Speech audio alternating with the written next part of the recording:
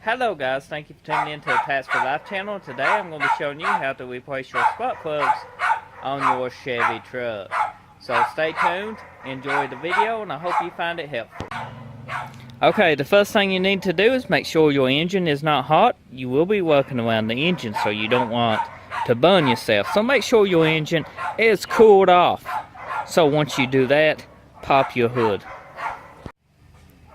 So once you get your hood popped, come over here and disconnect your battery.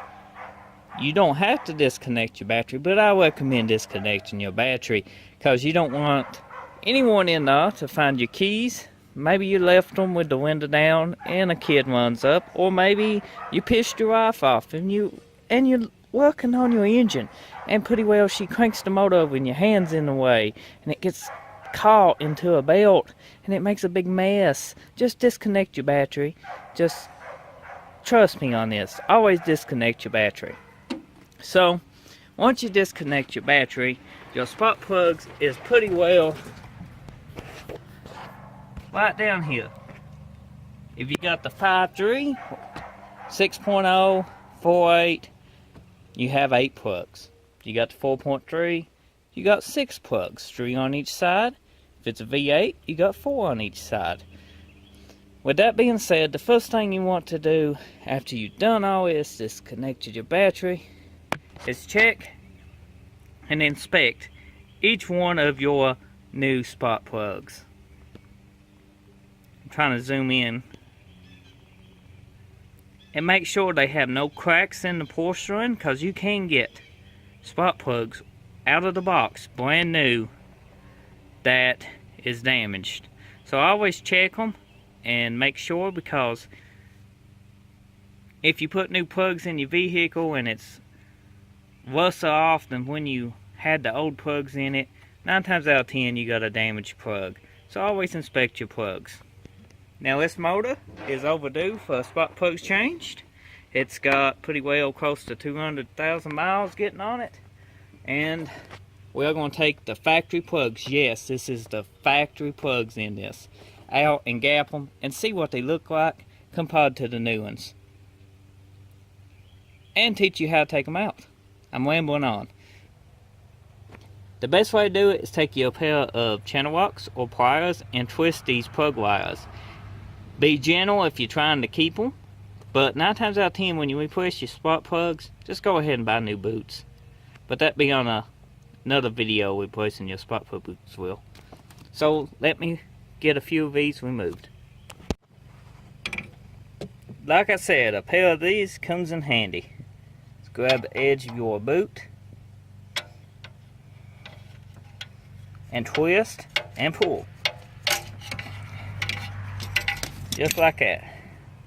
Now you need to do all 4 of these on this side and all 4 on the other side. You can either go ahead and remove them one at a time, but I usually just go ahead and unplug them all and then come back and remove the spark plugs. Now once you get your plugs out, you can come over here. Now these are pre-gapped. Every now and again you get one off. Thank you. So what we have here is a gauge, and as you guys can see, the new plug is pretty well 40. I ain't gonna force it over there, but it is a little snug, so it's pretty much exactly 40. Now this is a brand new plug. Here's the factory plugs that's been in it for a while. I ain't never changed these. I don't know if I ever had one in the past, but not since I owned it. Now, if you losing power or fuel mileage goes down, sometimes your plugs, they do wear down over time. These is good for about 60 thousandths. People say 100, but I wouldn't go that far on them. I did these, but I shouldn't have. So, let's gauge them. They all weigh, if you can see, in the 50. That's how far this is wore down. So, maintaining your spark plugs keeps your engine performance where it needs to be, keeps your fuel mileage and everything where it needs to be. Once these get so wide, it can't make proper spark, and if you're going uphill or anything or under acceleration, the spark actually don't work like it should, and it can make a mess of things. Tons of power loss and all that. Now you can take your new spark plug, put it in your spark plug socket. The socket we used on these spark plugs was a 5/8. It's actually easier if you can go ahead and start your spark plug by hand. And make sure it screws in easy, because if it don't go easy, then it's going in cross-threaded, and we can't have a cross-threaded plug. Trust me, you don't want to deal with that at all.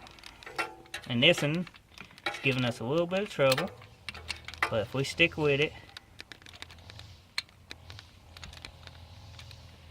it should be gold.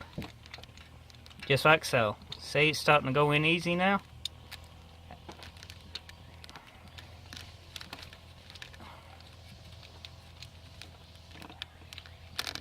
That's a sign that it ain't cross-threading.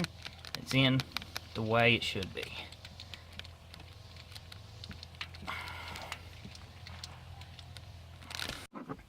Now you can take your ratchet and tighten your spark plug up. I don't know if you guys can see. It's too good. I'm trying to film one-handed and fix a truck at the same time.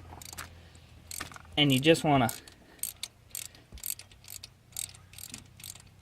tighten it up till it snugs up, and you don't want to over tighten it, because you can break these spark plugs and the porcelain if you over torque them.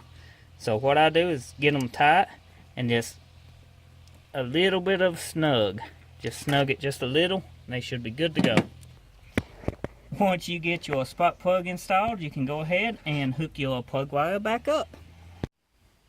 Once you get your spark plug wires all back installed, we installed new ones on this. There's a how-to on that on my channel. You can check that video out if you get done watching this one. But when I change my spark plugs, I like to go ahead and change my wires too. So once you get your spark plugs changed and installed both sides, you can go ahead and hook your battery back up. Start your vehicle, and hopefully it runs better and has more power than it used to. Or hopefully it runs the same. If you checked your new plugs, make sure they weren't cracked or anything, then you should be good on that part. It should run top notch.